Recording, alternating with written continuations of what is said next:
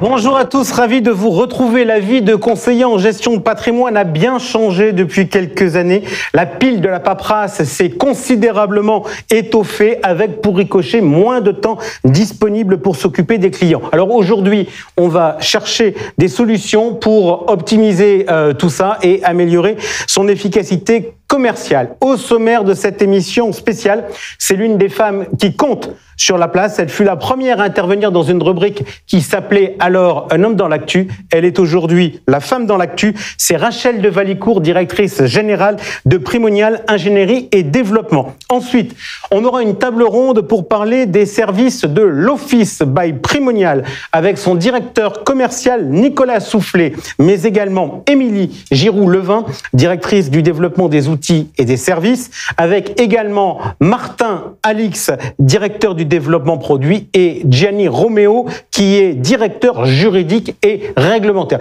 Et puis, on regardera à l'affiche un certain nombre d'expertises. On parlera d'ingénierie patrimoniale avec Alexandre Boutin. On aura aussi Thierry Abidana, le directeur de la Primonial School, qui sera avec nous, tout comme Nicolas Fradquin, le directeur commercial immobilier de Limo. Et on conclura cette émission avec une habituée, c'est Nadine Trémolière, directeur de Primonial Portfolio Solutions. On attaque tout de suite avec une femme dans l'actu.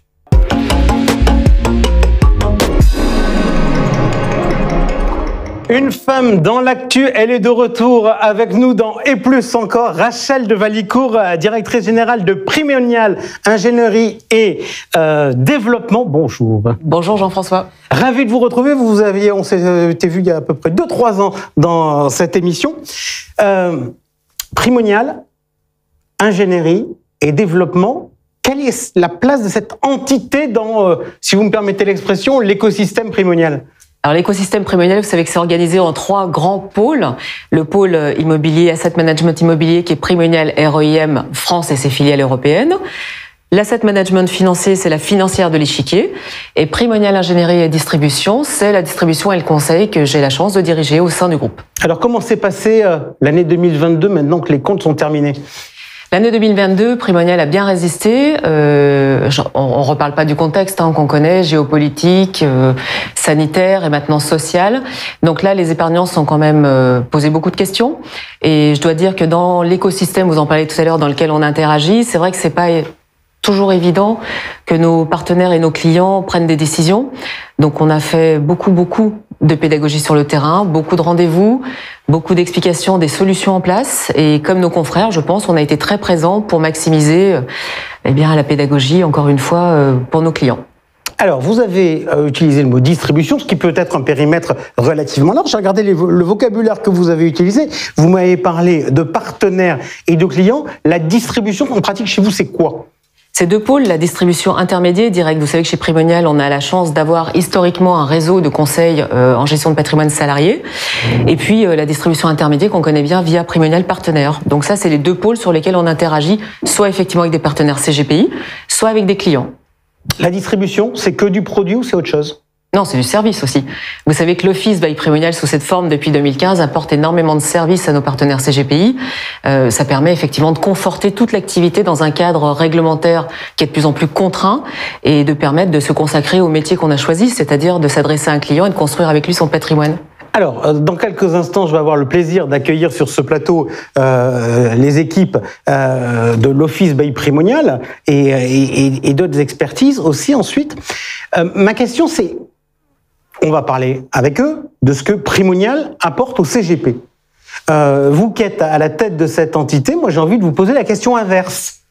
Qu'est-ce que les CGP apportent à Primonial ? Les CGP apportent à Primonial énormément de contenu et de vues sur ce qui se passe aujourd'hui sur le marché. La chance qu'on a, on en parlait tout à l'heure, c'est d'avoir 2 distributions. La distribution intermédiaire via le prisme de nos partenaires CGPI, avec lesquels, si vous voulez, on essaye de construire, de co-construire des réflexions, des solutions au long terme pour pérenniser l'activité d'un cabinet. Et puis la chance qu'on a également, c'est de parler directement à nos clients via Primonial Gestion Privée. Et là, ça nourrit également l'activité intermédiaire, puisque en parlant à des clients directement, on est au plus près de leurs préoccupations. Vous savez à quel point l'innovation est importante chez Primonial. Et ce contact direct, cette possibilité de parler à des clients directement, nourrit l'innovation by Primonial et tout le monde en profite. Le sentiment aujourd'hui que vous avez sur l'évolution du marché avec tout ce qui est en train de se passer, les mouvements sur les taux, etc., de plus en plus besoin de conseils? Indispensable. Je crois qu'on fait un métier, et on sera tous d'accord pour le dire. Il me semble impératif aujourd'hui d'avoir un conseil en gestion de patrimoine.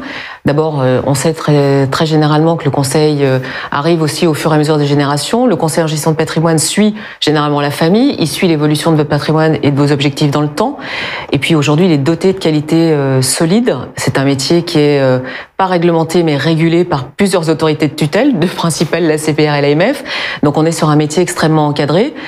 L'Office, vous allez en parler dans quelques instants, apporte un certain nombre de réponses à ce cadre réglementaire qui ne cesse d'être contraint et effectivement de contraindre l'activité des CGPI, et c'est là où Primonial a toute sa place. Merci beaucoup Rachel de Valicourt d'avoir été la femme dans l'actu, et puis vous venez de l'annoncer. On va maintenant tout de suite ouvrir le débat avec les équipes pour parler de l'Office by Primonial et de ses services.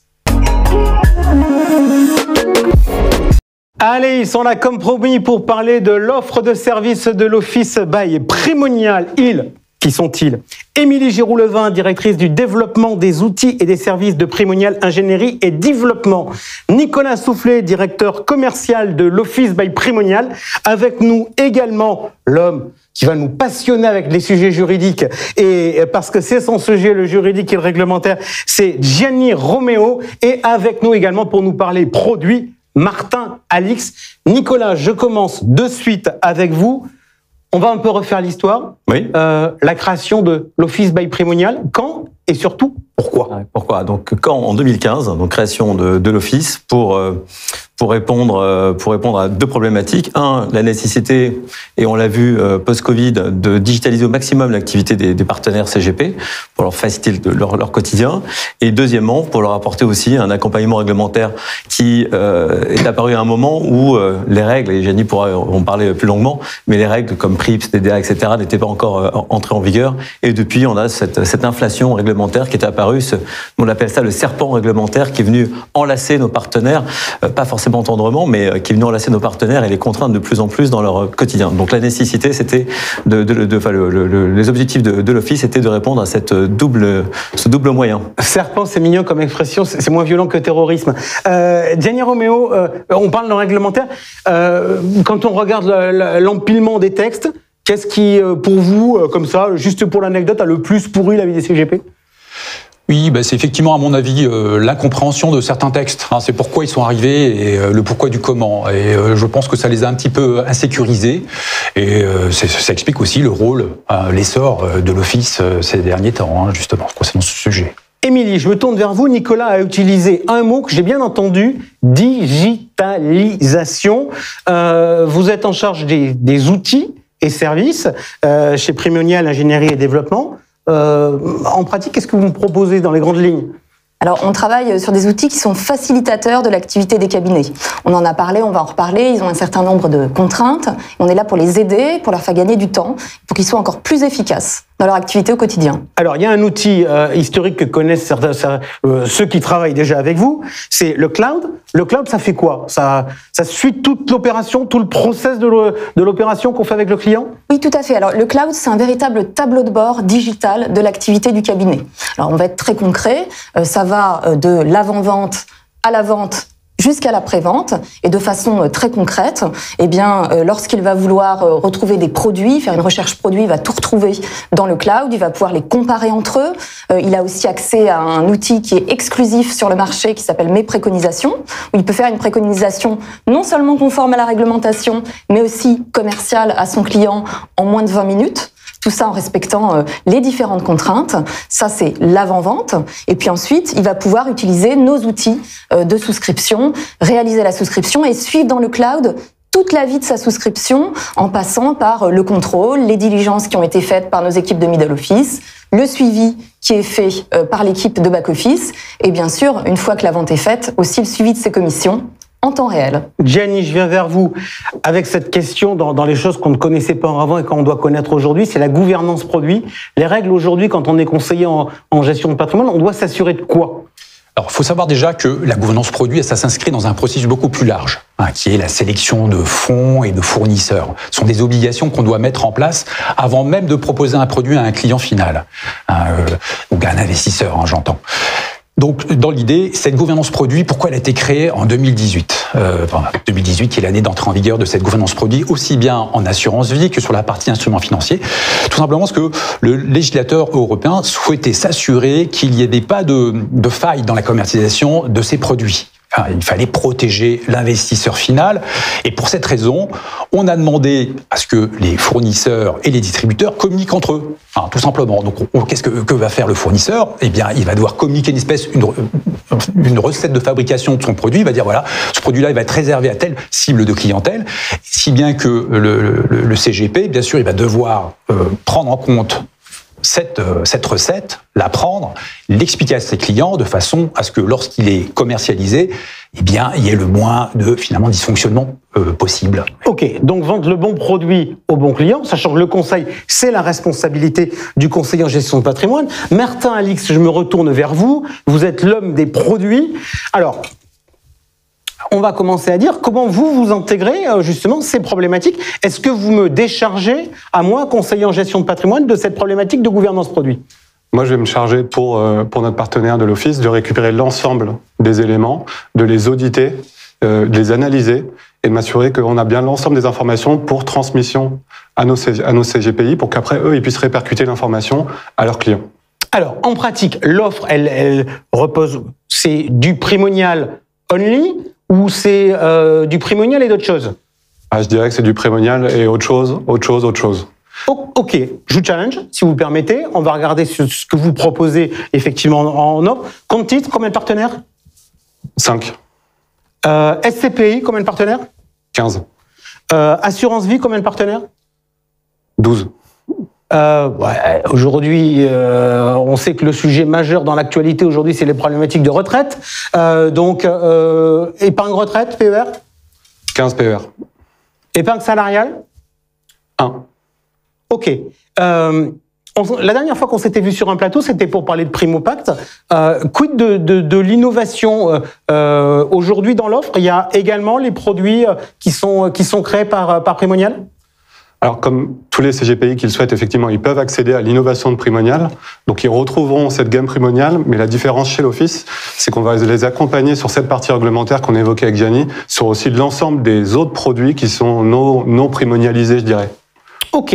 Nicolas, je viens vers vous parce que là, on est en train de parler produits.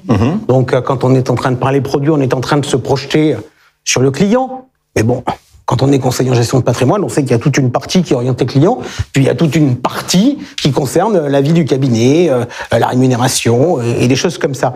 En pratique, comment ça se passe? Les produits, j'y accède, je dois demander une convention. Comment ça se passe? Est-ce que si je commence à signer avec l'Office by Primonial, j'ai directement accès à tout le catalogue, ou est-ce qu'il va falloir que je renégocie, comme je fais avec mes partenaires assureurs, une convention avec l'un, une convention avec l'autre, etc. À l'Office, qui est une société de service avant toute chose, et le premier service que l'on apporte à nos partenaires, c'est une convention cadre qui nous permet d'agréger toutes ces conventions sous la convention, on l'appelle chapeau chez nous, qui est régulée complètement par l'équipe de Gianni, qui va contrôler toutes les conventions des partenaires et le faire année après année. Et je pense que bon nombre de CGP ne font pas forcément ce travail en amont et annuellement de vérification des conventions. Donc avec cette convention unique de l'Office, eh bien on accède à toute cette offre de produits, celle actuelle et celle à venir, puisqu'effectivement, on intègre assez régulièrement de nouveaux produits. Comment ça se passe sur des sujets d'argent, genre mes commissions? Vos commissions, alors... Parce qu'en pratique, vous dites, on adhère à une convention, c'est quoi? C'est du co-courtage? C'est du co-courtage. On a un système de co-courtage qui est le système de fonctionnement de Primonial Partenaires dans son ensemble depuis toujours, par ailleurs. Donc on est effectivement dans un système de co-courtage. Donc on va être co-courtier grossiste et co-courtier en face du client. Nous, notre travail d'ailleurs s'arrête là où commence celui du CGP, c'est-à-dire qu'on n'est pas dans le conseil, on est vraiment dans la sélection de produits et l'accompagnement en termes de services. Et donc on est effectivement dans ce co-courtage. Donc tous les produits qui sont proposés sont à disposition immédiate. Le partenaire, s'il qu'il a déjà des conventions avec tel ou tel fournisseur qui est référencé à l'Office, eh bien on va, comme on dit chez nous, le débrancher de son fournisseur pour le brancher à l'Office. S'il veut partir, c'est la même chose, on débranche pour le rebrancher chez son fournisseur. Et en termes de rémunération, eh bien on va agréger toute cette collecte chez nous d'abord, et évidemment les commissions qui sont attachées, et tout ça ressort sur un bordereau unique qui a été développé au sein du cloud. Donc le partenaire va retrouver toutes ces commissions agrégées, fournisseur par fournisseur, client par client, produit par produit, sur un seul et même document, ce qui là aussi est un service plus de l'Office. Donc ça veut dire, Émilie, dans ce que vous m'avez dit tout à l'heure, que dans le cloud, formule où je retrouve tous les produits, etc., j'ai également mes commissions. Oui, tout à fait. En fait, vous retrouvez vos commissions et vous êtes capable non seulement de voir vos commissions de l'année, celles qui sont à payer, puisque nous, quand une affaire est enregistrée chez nous et qu'elle est complète avant le 20 du mois, c'est payé avant la fin du mois. Et ça, le CGP va pouvoir voir à tout moment ce qui lui est dû et donc avoir aussi une vision sur son chiffre d'affaires et comment organiser son chiffre d'affaires. Nicolas, je rebondis sur ce que vient de me dire Émilie. Ça veut dire qu'une affaire saisie avant le 20 sera payée, même si l'assureur et tout ça un peu merdouillé. Ça arrive parfois qu'il y ait des petits sujets concernant sur la place. Ça arrive effectivement. Donc effectivement, toutes les affaires qui sont saisies dans le système par le middle office de l'Office, parce que là aussi c'est un autre service que l'on propose, un middle back, toutes les affaires qui sont saisies le 20 du mois sont payées le 30. Même si nous n'avons pas touché les sommes, évidemment, des fournisseurs, ce qui nous amène aussi à contrôler de façon efficace l'encaissement des commissions, puisque comme on avance cette trésorerie, il est évident qu'on doit s'assurer que nous sommes justement payés ensuite par les fournisseurs, ce qui n'est effectivement pas toujours le cas pour les CGP. Nos partenaires souvent nous disent qu'ils ont quelques petits problèmes d'encaissement sur des produits qui sont commercialisés en direct. Martin, je suis un peu tordu. C'est sympathique votre offre. Vous m'aviez dit, vous avez combien de produits? Tout à l'heure, je vous ai posé des questions sur le nombre de fournisseurs. Combien de produits On arrive à peu près à 120, 130. 120, 130 produits. Ok. Il s'avère que j'en ai un. Il me paraît qu'il est pas mal. Je trouve qu'il est pas mal, mais il n'est pas chez vous. Qu'est-ce que je fais? Je vous appelle? Vous faites quelque chose pour moi? Vous le regardez? Vous me dites de me débrouiller? Ce qu'on veut apporter, c'est de la sérénité, pas des contraintes.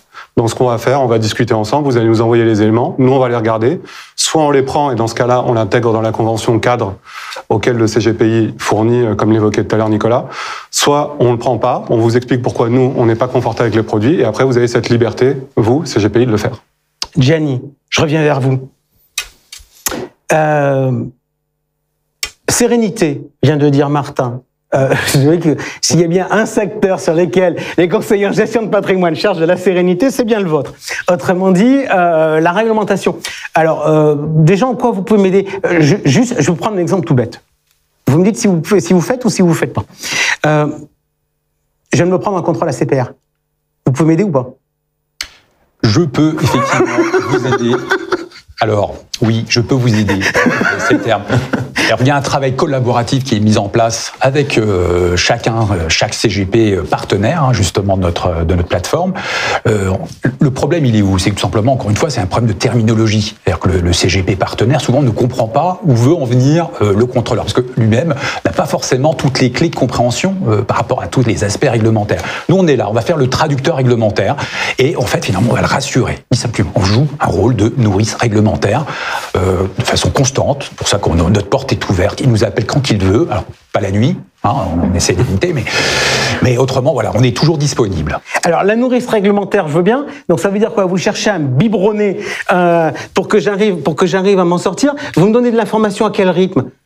De façon régulière, mais au fil de l'eau, j'ai envie de dire. C'est-à-dire au rythme des publications de la CPR, au rythme des publications de l'AMF, de façon à ce que nous, on puisse sélectionner l'information que lui doit avoir besoin pour exercer son activité, et on lui apporte finalement l'information sur un plateau, directement chez lui. Et ça, et attention, parce que, bien sûr, ça ne s'arrête pas là. C'est-à-dire qu'on va bien sûr l'accompagner d'un certain nombre de formations, puisqu'on sait très bien que l'information peut rentrer d'un côté et sortir de l'autre, donc on va le former sur certaines dispositions, par exemple les réclamations, et lui dire par exemple voilà comment il faut appréhender le sujet.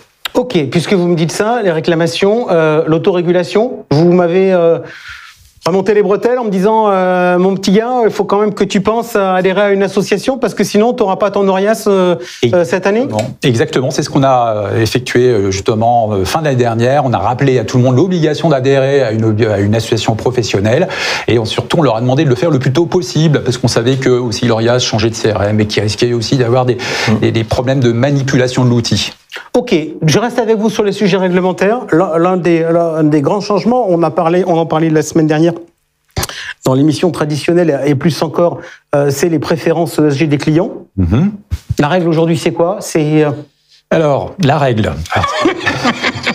Alors, la difficulté de cette réglementation, c'est qu'on a mis la charrue réglementaire avant les bœufs, puisqu'on a imposé des obligations aux sociétés de gestion, aux intermédiaires, mais on aurait peut-être dû commencer par le... Vous ne savez pas de quoi déjà on parlait. Ouais, c'est ça. Enfin, en tout cas, on essaie de comprendre. Bon, aujourd'hui, il y a des obligations qui sont en application depuis août de l'année dernière pour les courtiers et depuis le 1er janvier 2023 pour les CIF. On les accompagne et on a eu justement cette chance grâce justement au digital de leur proposer des choses, notamment la possibilité de proposer un questionnaire de préférence durable qui répond aux obligations taxonomie, ESG, parce que vous savez qu'il y a toutes ces réglementations qui s'entrecroisent, qui s'entrechoquent, et donc grâce à ça, grâce à l'action... Grâce à Émilie, on va dire. Donc Émilie, alors en pratique, vous avez fait quoi dans le cloud? Qu'est-ce qui a été mis à disposition des conseillers sur ces sujets de préférence durable? Alors, on a mis à disposition, dans le cadre de notre outil exclusif qui est Mes préconisations, on a mis à disposition ce questionnaire ESG bien avant l'heure, puisqu'il était en production, comme on dit, le 26 décembre. Donc, il est utilisé maintenant par les CGP de l'Office depuis plusieurs semaines. Et c'est un questionnaire qui a aussi une visée pédagogique. C'est-à-dire, c'est souvent difficile, c'est ce que tu dis, toi, Gianni, d'expliquer aux clients pour qu'ils comprennent justement l'impact de toutes ces réglementations liées à la finance durable. Et donc, c'est un questionnaire qui permet de faire l'adéquation tout en étant très pédagogique avec son client. Martin, est-ce que finalement, ce sujet de préférence ESG, ça vous a amené à revoir quelque part l'offre produit qui est en catalogue? Ça m'a pas amené, ça m'amène maintenant et même en cours d'aller voir l'ensemble de nos fournisseurs, comme on les appelle, donc assureurs, sociétés de gestion, pour s'assurer encore une fois que l'information redescende bien jusqu'à nous, au CGPI et enfin aux clients, sur tous les acronymes, je vais presque dire barbares, de SFDR, taxonomie, durabilité. Si on sort de ce sujet-là, j'évoquais tout à l'heure l'expertise innovation qu'il y avait chez Primonial. On se rappelle Sérénipierre, Target, Primopact, etc. Aujourd'hui, quelles sont vos réflexions dit autrement, qu'est-ce que vous n'avez pas en catalogue? Vous vous dites, ce serait pas mal qu'on y réfléchisse. On continue ce travail, je dirais, de démocratisation et d'accessibilité sur les classes d'actifs alternatives. Donc, on a commencé sur le private equity chez Primonial. On a été encore un peu plus loin à l'office en référençant des offres additionnelles. Et on regarde aussi ces sujets de durabilité, d'investissement qui font du sens pour les clients. Et c'est des sujets qu'on regarde et qu'on va mettre à disposition de nos partenaires de l'office dans les prochaines semaines. Nicolas, je me tourne vers vous parce que tout à l'heure, on a parlé d'argent, on a parlé des commissions, comment vous recoupiez les bordereaux, comment, une fois que les affaires étaient saisies avant le 20, j'étais payé avant le 30. Donc ça, c'est l'argent qui rentre dans cette poche. Mais j'imagine que tous ces services, on va parler d'autres poches, où l'argent sort, ça a un coût? C'est un coût, effectivement, qui va être en fonction des encours agrégés par nos partenaires au sein de l'Office, de leur collecte. Sur la partie financière uniquement, tout ce qui concerne l'immobilier et les CPI sont rémunérés au taux normal de ce qu'ils auraient en direct. Et effectivement, c'est un coût parce que on le voit aujourd'hui, on est tous réunis et encore, il y a plein de gens en arrière-ban qui sont là pour accompagner nos partenaires dans leur développement et également tous ces services, tout cet accompagnement qui est réassuré par toutes les fonctions régaliennes du groupe. Le Compliance Group, par exemple, qui va épauler Gianni ou Martin dans la sélection des produits. Émilie, je reviens vers vous pour conclure, parce qu'il y a une actualité chez vous. Ça a été, on a parlé d'outils, on a parlé de digital, on a parlé de The Cloud, et puis il y a une nouvelle application qui a été mise en œuvre chez vous, qui s'appelle All In. Ça fait quoi? Ça fait tout. All-in, c'est une application pour le client avant tout. C'est ça qui est important. On a parlé d'outils CGP, là on est sur une application pour le client, donc pour renforcer la relation entre le client et le conseiller, l'interaction entre le client et le conseiller. Alors c'est très simple, All-in c'est une application qui est livrée avec le contrat Primonial, contrat, placement Primonial. Le client a une application qui va aller télécharger sur le store, qui va pouvoir ouvrir comme toute application avec Face ID, c'est quand même très, très pratique. C'est une application qui lui permet de valider en 3 clics les propositions d'arbitrage de son conseiller, les propositions de versement.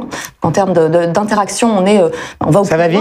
Ça va vite, c'est hyper rapide. En 2 secondes, j'ai validé mon arbitrage, ce qui est quand même pratique. Tu parlais de nombreux ordres d'arbitrage qui arrivent parfois. Là, avec All-in, c'est beaucoup plus simple. Et c'est une application qui va plus loin, puisque nous lançons là une version premium, qui est une version où le client va pouvoir agréger son patrimoine externe et le partager avec son conseiller. Et donc, de cette manière-là, à tout moment, le conseiller va être au fait de ce qu'a le client exactement et il va pouvoir connaître parfaitement son client et lui apporter un conseil encore plus adapté et globalisé. Juste par rapport à ça, ça devient un outil de conquête, parce que on sait tous que dans la vie, on a ses clients qu'on entretient, qu'on traite bien, etc. Mais on a aussi l'envie d'en chercher de nouveaux. À partir du moment où on a all-in et où on incite le client à nous dire ce qu'il a ailleurs, ce qu'il est officiellement censé nous faire lorsque l'on rentre en relation avec lui, mais ça permet éventuellement d'aller chercher d'autres flux.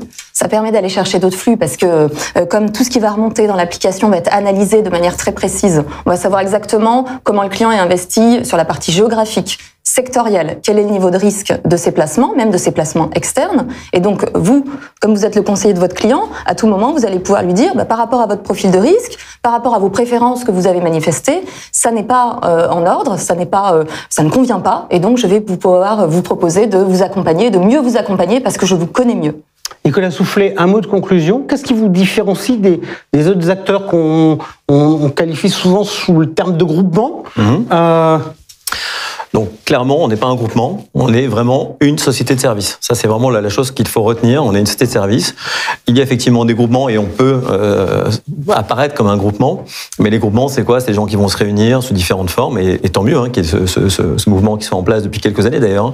Donc c'est soit sous forme d'association, de GIE, soit de fusion de cabinets. On le voit de façon significative en ce moment. Donc nous, on n'est pas du tout dans cette logique-là. On est vraiment là pour apporter tous les services que l'on propose en priorité à nos partenaires de l'Office, de façon à leur redonner du temps commercial. Ça, on l'a évoqué il y a quelques instants, c'est le maître mot par rapport à toute cette inflation réglementaire et administrative qui s'est développée depuis une dizaine d'années maintenant. Donc, on est vraiment là pour leur apporter une architecture ouverte, un middle office et un back office qui leur est intégralement dédié, un service commission qui est justement rémunérateur et efficace. On a également évidemment le côté réglementaire qui est extrêmement plébiscité par nos partenaires. Et j'aimerais rajouter un mot, puisque tout à l'heure on parlait des produits, de la sélection de produits. On a une équipe de 5 ingénieurs produits et patrimoniaux chez nous qui sont là aussi en interface avec nos partenaires de l'Office pour les guider dans tout cet univers de produits et dans tout le quotidien qu'ils peuvent rencontrer avec nous et avec les fournisseurs qui sont partenaires aussi de l'Office au global. Dernière petite question, aujourd'hui il y a combien de CGP avec lesquels vous bossez? Aujourd'hui, on a environ 120 partenaires qui sont à l'Office. L'objectif, c'est quoi? L'objectif, c'est de monter à 200 cabinets d'ici 4 ans maintenant. Donc, notre ambition, elle est de progresser d'à peu près 2 cabinets par mois en moyenne. C'est notre objectif. On veut se donner le temps d'intégrer des cabinets en croissance. Ça aussi, c'est un point important. On est là pour aider des gens qui sont en croissance et qui veulent s'appuyer sur toutes nos expertises, tous nos savoir-faire. Grosso modo, c'est quand même dégager du temps commercial. Exactement. Okay. Donc on est vraiment sur la recherche de deux partenaires en moyenne par mois et de les intégrer efficacement. Donc on cherche pas à intégrer 30, 40 cabinets tous les mois. On veut que les gens soient là pour leur développement et qu'on les intègre efficacement pour apporter le meilleur service, une fois de plus, à ses partenaires. Ok, merci beaucoup à tous les 4 d'avoir été avec nous pour faire ce tour de piste de l'offre de service de l'Office by Primonial. Et on continue tout de suite en regardant d'autres expertises maison. Et on commence tout de suite avec l'ingénierie patrimoniale.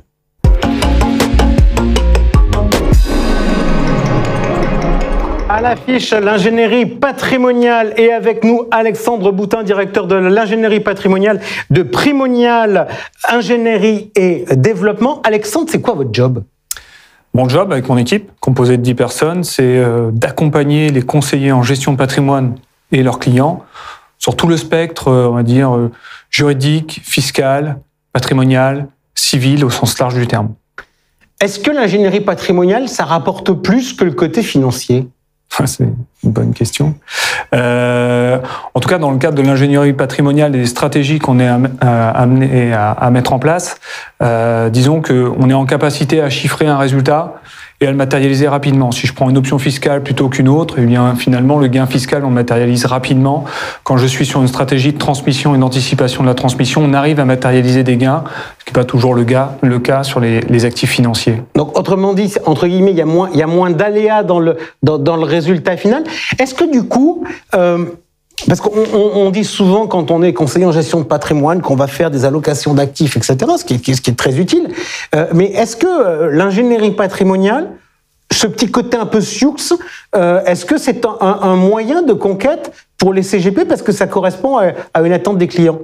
C'est évidemment un moyen de conquête, c'est également un moyen de fidélisation. Je dirais qu'on a tendance parfois à accumuler la mise en place de solutions d'épargne, qu'elles soient immobilières ou financières.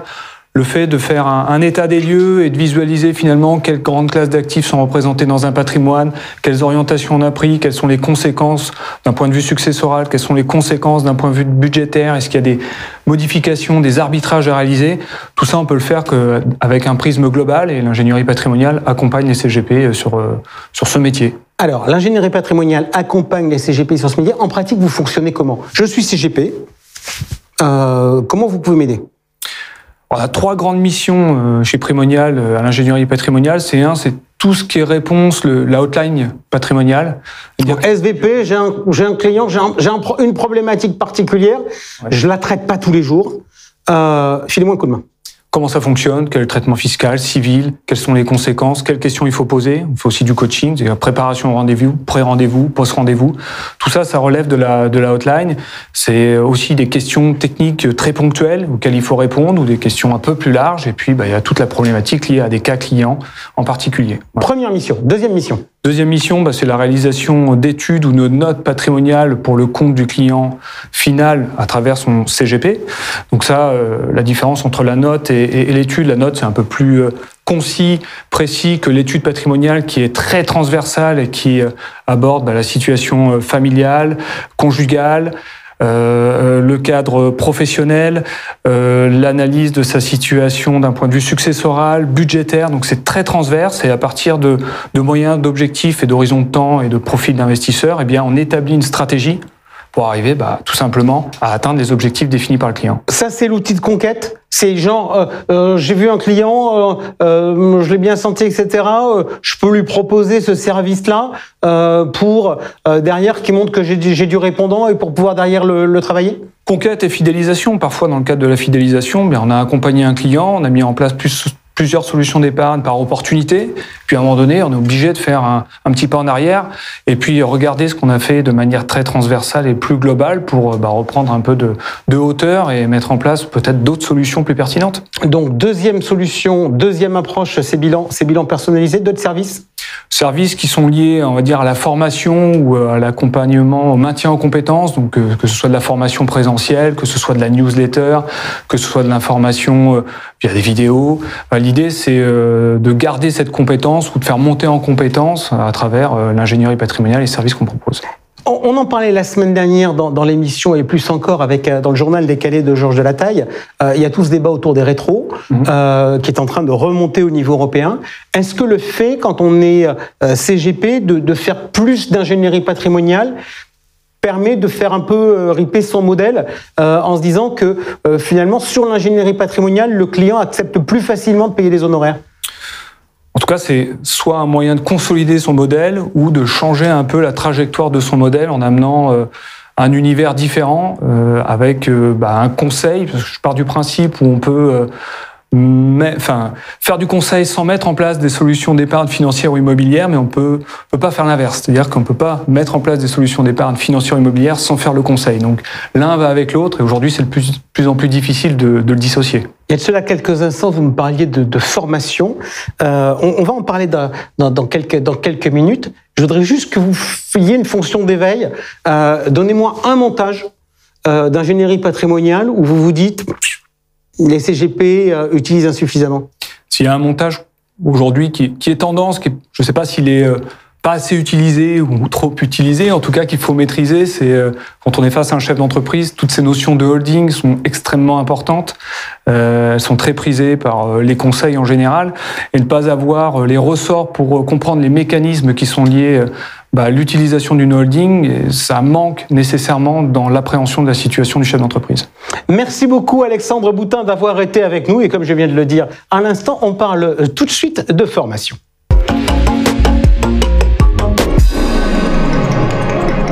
Affiche la Primonial School et avec nous son directeur Thierry Abidana. Alors on disait il y a de cela quelques instants, l'Office by Primonial a été créé en 2015. Alors Thierry, la Primonial School, elle a été créée quand? Quelques années plus tard, en 2018. C'était quoi l'idée qui a amené cette création?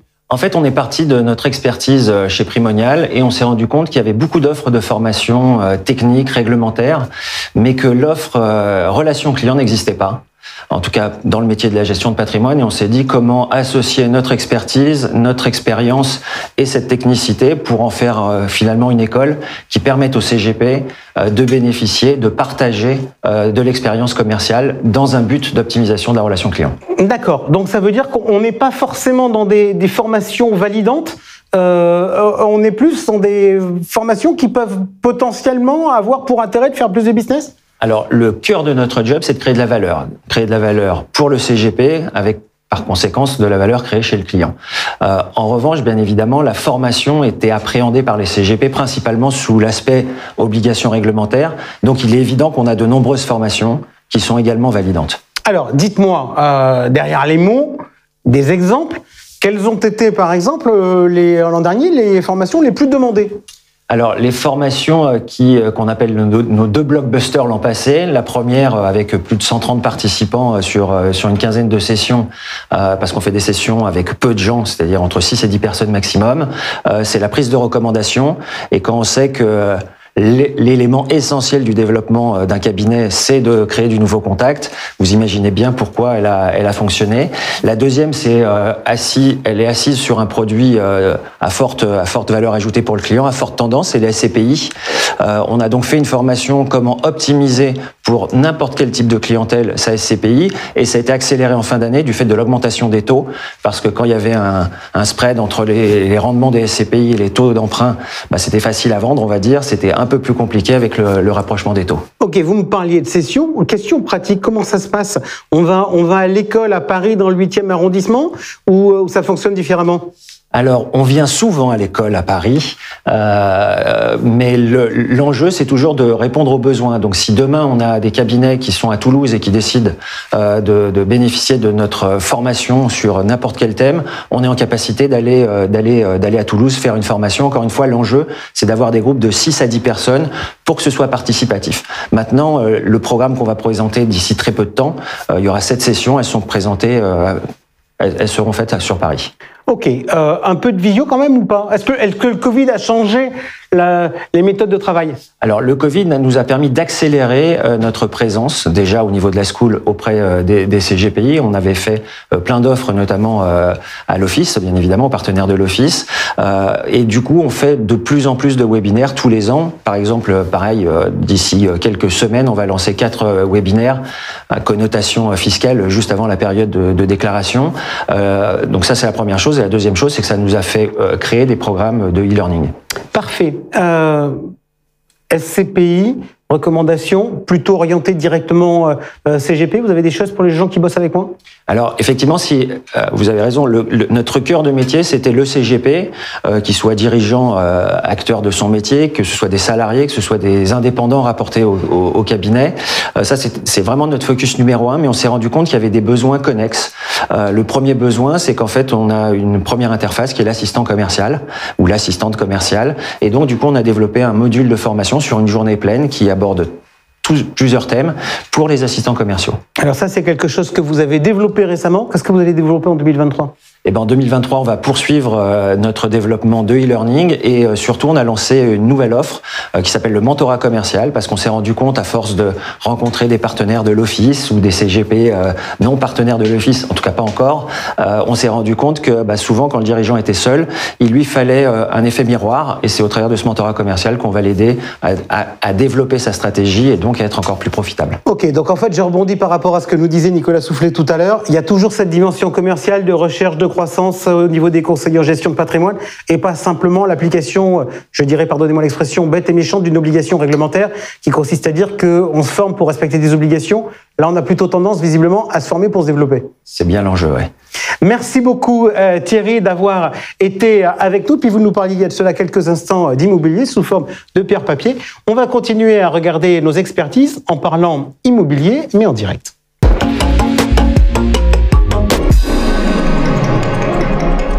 À l'affiche, Limo et avec nous son directeur commercial Nicolas Fratkin. Alors Nicolas, je vais commencer par une question date. Tout à l'heure, on a dit 2015, la création de l'Office by Primonial. Il y a de cela quelques instants, on a parlé de la Primonial School créée en 2018. L'histoire entre Primonial et Limo débute en 2021. Vous nous racontez ? Alors l'histoire commence même en 2018, parce qu'on a d'abord fait l'acquisition de 40% de cette société Limo en 2018, où on était coactionnaire avec Foncia, et on a finalisé 100% du rachat en 2021. Alors, Limo, ça fait quoi ? Limo, c'est la marketplace de solutions immobilières. En clair, c'est un site qui va permettre d'agréger à destination des CGP l'ensemble de l'offre immobilière des différents promoteurs, tout dispositif confondu, tout budget confondu. Alors, solution immobilière, on est sur de l'immobilier physique, on n'est pas sur de l'immobilier financier ? Exactement, on est sur l'immobilier purement physique. Pourquoi pas demain d'ailleurs faire de l'immobilier financier, ça peut être une piste de réflexion, mais aujourd'hui on est uniquement sur l'immobilier physique. Qu'est-ce que ça apporte à un conseiller en gestion de patrimoine de faire de l'immobilier en direct ?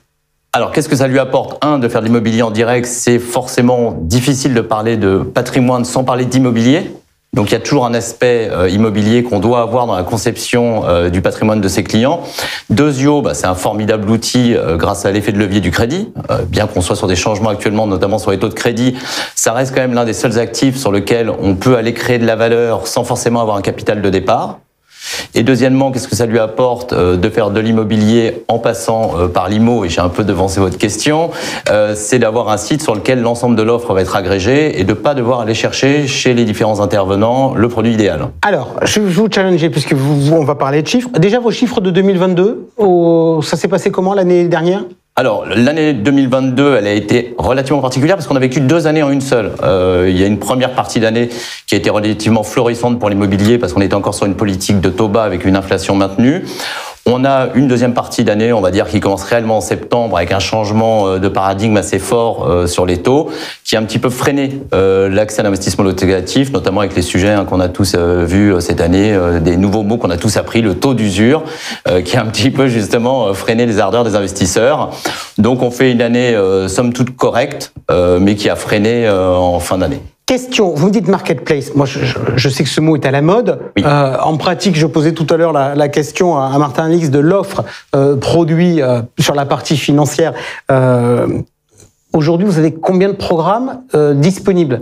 Alors, on a 2000, alors ça varie en fonction des entrées et des sorties, on a un peu plus de 2000 programmes disponibles qui représentent environ 20 000 lots. Et comment je fais pour me retrouver dans 2000 programmes disponibles sans, excusez-moi l'expression, mais m'arracher les cheveux quels sont les outils que vous me proposez pour arriver à m'en sortir ? Alors, c'est toute la vertu justement de passer par le site de Limo, c'est que vous avez en effet une offre qui est importante, mais le risque d'offre trop importante, c'est de se perdre un petit peu justement dans les choix. Donc, à 2000, c'est sûr. À 2000, on va se perdre, surtout si on n'est pas spécialiste du sujet. Alors, on a mis en place de nombreux outils pour aider à la sélection, notamment dans le dernier outil dont je voulais vous parler aujourd'hui, qui est notre moteur de recherche inversé, qui s'appelle Molly, où là, on a développé un outil avec l'intelligence artificielle qui va vous permettre de shortlister au maximum le nombre de programmes que vous voulez présenter à votre client. C'est-à-dire. Alors, ça veut dire quoi, inverser ? Ça veut dire, je dis pas ce que je veux, je dis ce que je veux pas ? Exactement. C'est-à-dire que jusqu'à maintenant, tous les moteurs de recherche étaient travaillés par l'inclusion. On a développé un moteur de recherche qui va un petit peu calquer, on va dire, la méthode de vente qu'on peut avoir en tant que professionnel de l'immobilier ou en tant que conseiller en gestion de patrimoine, où c'est toujours plus simple d'aller demander à son client ce qu'il ne veut pas, plutôt que ce qu'il veut. Donc ça va lui permettre lui-même de définir le cahier des charges et donc de choisir lui-même son programme et par l'exclusion. Et le but... Exemple de critères ? Exemple de critères, alors on a tous les critères classiques du dispositif, du prix, qui sont des critères incluants. Et ensuite, je vais pouvoir exclure des critères. Par exemple, je veux pas une copropriété de plus de tant de lots, je veux pas être à plus de tant de kilomètres d'une gare, etc. Vous venez de me dire que dans des critères incluants, il y avait les dispositifs. Oui. La plateforme, elle fait tous les dispositifs fiscaux. Alors aujourd'hui, on est présent sur tous les dispositifs fiscaux. Que ce soit dans le neuf ou dans l'ancien, l'accession à la propriété, on a même de la TVA réduite ou du meublé dans l'ancien. Donc tout dispositif. Pinel est mort, faut sortir son mouchoir ? Ah, le Pinel n'est pas mort. Le Pinel se change. Le Pinel a changé en tout cas. C'est vrai qu'on est dans une période transitoire. Alors le gouvernement a sorti un nouveau texte de loi qui s'appelle le Pinel Plus. On a un texte de loi qui existe avec pas de programme encore en face ou quasiment pas de programme. Donc il faut encore peut-être regarder le Pinel qu'on appelle malheureusement le Pinel dégradé. sur lequel il y a encore de belles opportunités et sur lequel les promoteurs sont actuellement prêts à faire des offres et des prix qui baissent un petit peu. Donc, aujourd'hui, vos ambitions sur 2023 en termes, vous vous dites quoi? Vous vous dites que le marché va se calmer? Vous vous dites que le marché va fortement baisser?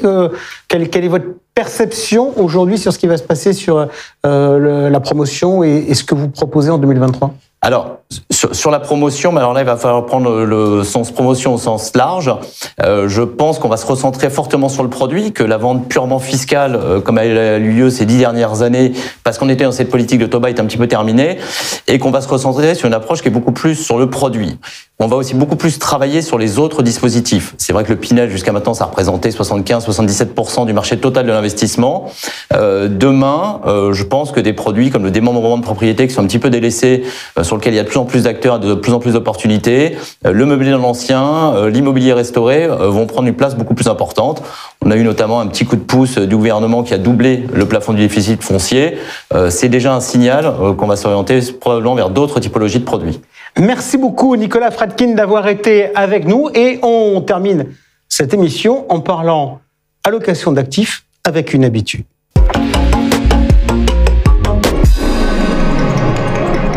À l'affiche Primonial Portfolio Solutions et avec nous une fidèle de l'émission, Nadine Trémolière. On vous retrouve tous les mois dans notre point marché pour notamment une allocation d'actifs équilibrée, une allocation générique. Quels autres services vous proposez au CGP? Alors, cette allocation équilibrée fait partie d'une allocation, on va dire, plus générale, donc que l'on va mettre à la disposition de tous nos partenaires, qui inclut 4 profils, un profil prudent, un profil équilibré, dynamique et offensif. Ensuite, on a un service d'allocation personnalisé pour les partenaires qui veulent avoir une allocation plus précise sur un client qui ne va pas forcément rentrer dans les cases précédentes. Troisième service que nous avons, c'est de l'audit de portefeuille, c'est-à-dire qu'on va pouvoir regarder, analyser les actifs globaux d'un client, quel qu'il soit, ou d'un cabinet, pour essayer de regarder justement quelle est sa réelle allocation, ses niveaux de risque, voilà, donc tous ces éléments déterminant cette allocation. Et le dernier service qui commence à se développer de plus en plus, on fait des allocations personnalisées, trimestrielles, pour des cabinets qui veulent quelque part rentrer dans leurs propres allocations. Alors, si on prend la première, la générique, il y avait 4 profils, et la dernière dont vous venez de nous parler, comment on fait? Parce que moi, je vais être honnête, je suis CGP, mais je travaille quand même avec plusieurs partenaires, assureurs, qui n'ont pas forcément les mêmes gammes. Ça veut dire que je vais me retrouver à devoir expliquer autant d'allocations que d'assureurs et de gammes d'unités de compte? Alors, la nouveauté pour 2023, c'est que justement, jusqu'à maintenant, on faisait un petit peu des allocations qui étaient dans nos contrats.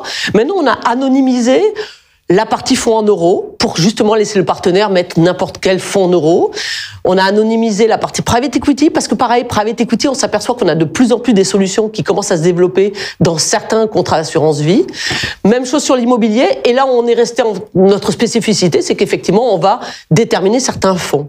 Quand on fait les allocations personnalisées pour un cabinet donné, on va essayer de regrouper toutes les annexes financières et de faire en sorte de créer l'annexe financière du partenaire. Et c'est à l'issue de cette constitution, on va dire de cette analyse, de cette annexe financière particulière qu'on va pouvoir déterminer l'allocation précise du cabinet. Donc vous définissez mon univers d'investissement commun, ce qui m'évite d'avoir raconté l'histoire du fonds A au client B et l'histoire du fonds C au client C. Très bien. Alors ça, ces allocations, c'est, je dirais, le travail sur la clientèle récurrente que j'ai déjà en portefeuille. Vous m'avez parlé d'allocation personnalisée, vous m'avez parlé d'audit de portefeuille et de patrimoine. Ça, c'est plus fait pour faire de la conquête? Oui, bien sûr, parce que l'avantage qu'on a, c'est que souvent on rencontre un client, il est multibancarisé, il a différents contrats d'assurance vie, de PER, de PE, il tient ça généralement sous un Excel, tout le monde a des petits bouts et en fait, plus personne n'a la vision globale de son patrimoine. Et c'est là qu'on va intervenir et qu'on va faire comprendre. Alors, on a de plus en plus des outils pour nous aider. Rappelez-vous, on a une application formidable qui s'appelle All-in qui va nous permettre de faire ça. Mais donc, mon service va permettre de faire comprendre au cabinet et au client in fine quels sont les risques qu'il a, quelles sont les allocations qu'il a réelles. Et ça, c'est vraiment pour moi un instrument de conquête formidable. Je voudrais profiter de votre expertise. Quand vous faites des audits de portefeuille, quels sont les biais majeurs que vous constatez encore? comme d'habitude, beaucoup d'actions françaises, beaucoup de fonds d'actions européennes, très peu d'internationalisation, et puis malgré tout très peu de diversification, c'est-à-dire que on s'appuie sur du fonds en euros, sur de l'immobilier, du private equity, du private debt. On a de plus en plus de classes d'actifs différenciantes, et on s'aperçoit souvent qu'on a des portefeuilles quand même qui sont très concentrés. J'ai envie de vous challenger. Je trouve que les Français ont trop d'assurance vie. Vous êtes d'accord avec moi ou pas? Oui et non, c'est-à-dire que c'est un instrument formidable, on le connaît, de souplesse, de gestion, de transmission, mais moi, là où je vous rejoindrais peut-être, c'est qu'on n'a pas assez de plans d'épargne retraite, qui, à mon sens, a exactement les mêmes avantages qu'un contrat assurance vie à quelques détails près, mais qui apporte aussi un avantage fiscal au départ, donc non négligeable. Peut-être qu'effectivement, trop d'assurance vie, mais je trouve que quelque part, on commence à avoir tellement d'objets et de produits utilisables dans ces contrats assurance vie que, voilà, je pense que ça reste quand même le pilier de la gestion de patrimoine en France. Alors, quand vous me parlez d'allocation personnalisée, j'imagine que l'exemple typique, c'est le gars le conseiller qui amène un client qui dit « moi, je veux pas investir sur tel ou tel type de valeur », c'est ça? J'imagine? Oui. Alors, est-ce qu'aujourd'hui, on doit, quand on est conseiller, interroger ses clients sur ses préférences en termes de durabilité? Est-ce que vous sentez monter une demande de gens qui vous disent « mais moi, je veux que du SFDR 9, que du label ISR », ou est-ce que finalement, le mouvement n'en est qu'à ses débuts? Le mouvement n'en est qu'à ses débuts, mais certains clients ont déjà franchi le pas depuis déjà fort longtemps, mais c'est vrai que c'est pas forcément majoritaire, mais on voit quand même ce biais, puis de toute façon, il va s'imposer à nous, il va s'imposer aux clients. Je crois que cette demande, elle va arriver de plus en plus de la part des jeunes générations, et c'est ça aussi, on a envie d'accompagner ces jeunes générations dans cette transition, on va dire, écologique au sens large. Et quand on fait de la location d'actifs, on arrive toujours à trouver un produit en face? Pas forcément. Justement, on est en train de travailler, de mettre en adéquation tous les fonds de notre univers pour pouvoir les rentrer dans nos allocations, pour pouvoir proposer des solutions et sortir un petit peu, on va dire, des problématiques du style « j'ai entendu parler de cette problématique-là, ça m'intéresse, on va acheter un fonds là-dessus ». Je crois qu'à nous de faire ce travail un peu compliqué, d'essayer de globaliser ces fonds et d'essayer de détecter ceux qui travaillent et qui ont un véritable impact sur un certain nombre de sujets qui nous semblent être très importants pour le futur. Donc vous êtes susceptible de m'alerter sur d'éventuels effets de mode. Dernière petite question. L'hydrogène. Je veux dire, tout le monde parle de l'hydrogène. On s'aperçoit que malgré tout, on n'a pas de fonds sur l'hydrogène qui sont suffisamment, on va dire, diversifiés sur différentes thématiques. Pour moi, c'est un exemple typique. Alors peut-être que je vais me faire pas forcément des amis auprès des gens qui ont fait des fonds hydrogène, mais pour moi, c'est des fausses bonnes idées, c'est trop de concentration. Voilà, bon, c'était un petit exemple pour essayer de vous illustrer ce que je voulais dire. Combien de réductions sur la presta, puisque c'était une émission spéciale pour parler de l'Office Bail Primonial, si on est l'Office Bail Primonial, on a combien de ristournes? 50% sur tous les tarifs. Ok, merci beaucoup Nadine d'avoir conclu cette émission et je vous donne rendez-vous pour ouvrir la prochaine avec le point de marché. Merci à vous tous d'avoir suivi cette émission spéciale. On se retrouve début mars pour un numéro traditionnel des Plus Encore. Notre débat sera consacré à la pierre papier. Salut.